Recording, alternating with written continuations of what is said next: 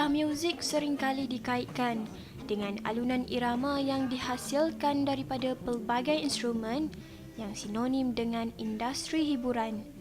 Namun tidak ramai yang mengetahui bahawa istilah muzik juga begitu popular di kalangan juruterbang yang terlibat dalam persembahan udara. Wartawan bernama TV berjaya mendekati juruterbang bagi pesawat tempur Rafale yang lebih dikenali dengan panggilan TAU di Pameran Udara dan Maritim Berprestij 5 2015.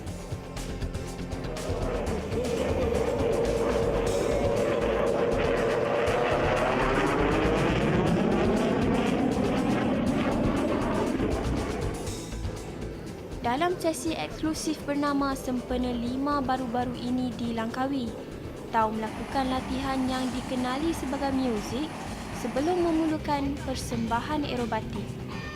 Kedengaran agak pelik, tetapi fungsi muzik ini tidak boleh dipandang ringan kerana ia adalah aspek yang amat penting yang perlu diketahui semua juruterbang.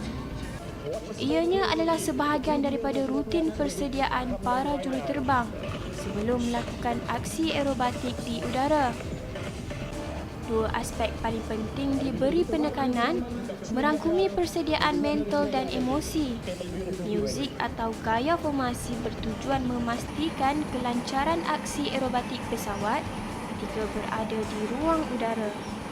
Mengenai muzik, TAU yang memandu pesawat pejuang Rafale pada pertunjukan itu berkata, para juruterbang akan membuat pergerakan tangan yang berbeza-beza berserta gaya seolah-olah pesawat sedang dipandu oleh mereka.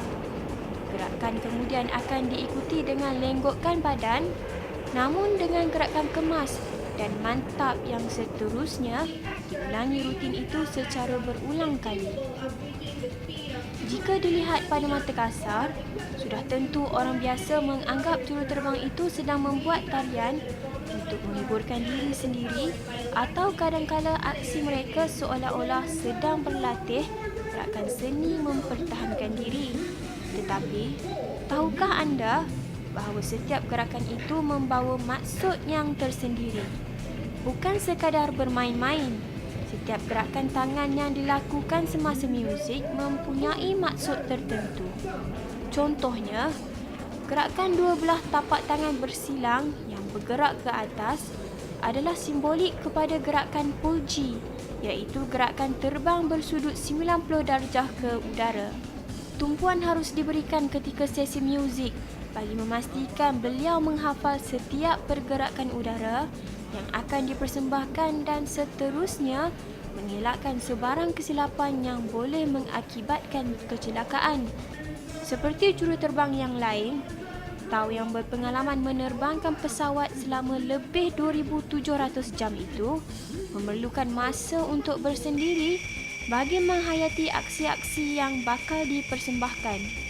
Walaupun berpakaian seragam tebal dan berada di bawah terik mentari, jelas kelihatan beliau begitu fokus dalam sesi yang dilakukan di atas landasan lapangan terbang yang turut dikelilingi dengan deruan kuat enjin pesawat yang berhampiran. TAU berkata, ini adalah persembahan aerobatik beliau yang pertama kali sejak bergelar juruterbang untuk pasukan pertahanan udara di Perancis. Walaupun ia pengalaman yang baru, TAU yang mempunyai pengalaman luas dalam misi ketenteraan udara di wilayah konflik telah menunjukkan persembahan cemerlang sepanjang pengajuran 5 2015.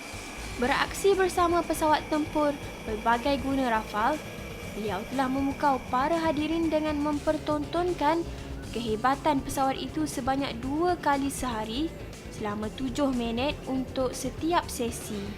Rafale International adalah satu-satunya syarikat yang terlibat dalam persembahan aerobatik untuk 5 pada tahun ini kerana barisan pasukan aerobatik lain terdiri daripada pertahanan udara pelbagai negara termasuk Malaysia, China, Singapura dan Amerika Syarikat. Dalam pernyataan ketiga Rafale International di Lima, 2 buah pesawat Rafale dipamerkan di Langkawi, di mana kedua-dua pesawat itu adalah pesawat yang sedang digunakan ketika operasi oleh Tentera Udara Perancis. Pesawat Rafale dihasilkan secara usaha sama oleh peneraju sektor aero angkasa berpangkalan di Perancis iaitu Dassault Aviation, Snecma Safran Group dan Thales. Tapak pameran Dassault Aviation tahun ini membawa kelainan kepada pengunjung sempena 5 2015. Tahun ini istimewanya sistem Rafale Touch dibawa ke Malaysia untuk menonjolkan keupayaan pesawat pelbagai guna itu kepada pengunjung.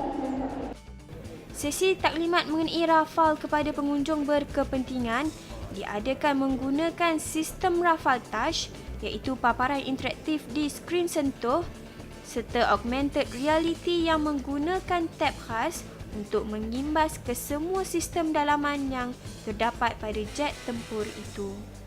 Laporan Nurul Siti Amrah Idris dari Langkawi untuk jurnal bernama